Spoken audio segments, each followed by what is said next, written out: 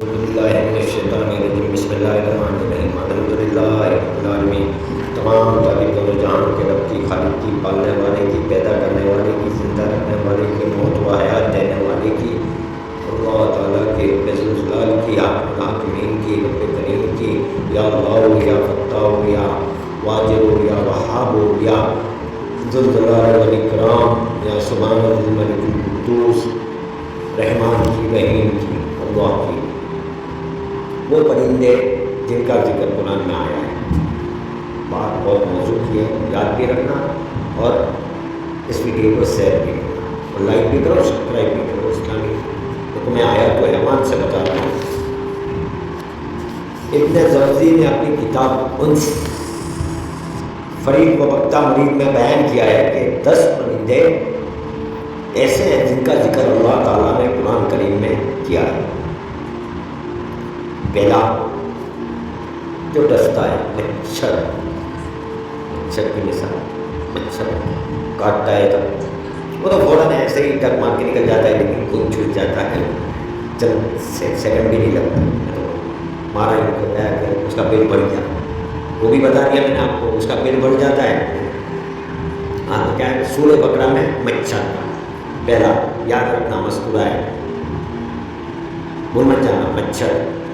غراب کو سورہ مائدہ میں مذکورہ ہے۔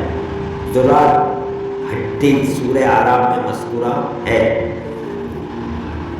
نیلا شہد کی مکھی سورہ نمل میں ہے، سورہ نمل میں پورا شہد کی مکھی کا، تو اس کا نام ہی، سورت کا نام ہی ہے نمل جو پڑھا ہے وہ مکھی کے حساب سے کہ شہد میں صرف آیا ہے، اس کا بھی ویڈیو پیچھے بھیج چکا ہوں۔ سلوا سورہ بقرہ اور سورہ طٰہٰ میں مذکورہ ہے۔ نمل عربی کے اندر چونٹی، اپنے جو کیڑی کہتے ہیں نا، چونٹی کاٹتی ہے تب بھی آدمی پریشان ہو جاتا ہے، تو اس کا قائم ذکر ہے چونٹی کا، سورہ نمل میں مذکورہ ہے۔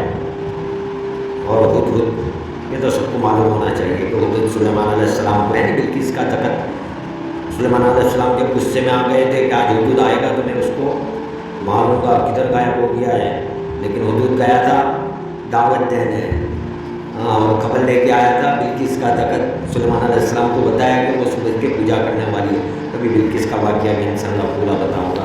تو کیا ہے، ہدہد سورہ نمل میں مذکورہ ہے۔ ذباب مکھی، پھر مکھی کا آیا، ذباب مکھی سورہ حج میں مذکورہ ہے۔ اور فراس پروان سورہ قاریہ میں مذکورہ ہے۔ اور ابابیل تو سب کو پتہ ہونا چاہیے، علم تر کیف فعل ربک باصحاب الفیل، ہے نا، پتہ ہے نہیں، تو ابابیل کا ذکر سورہ فیل میں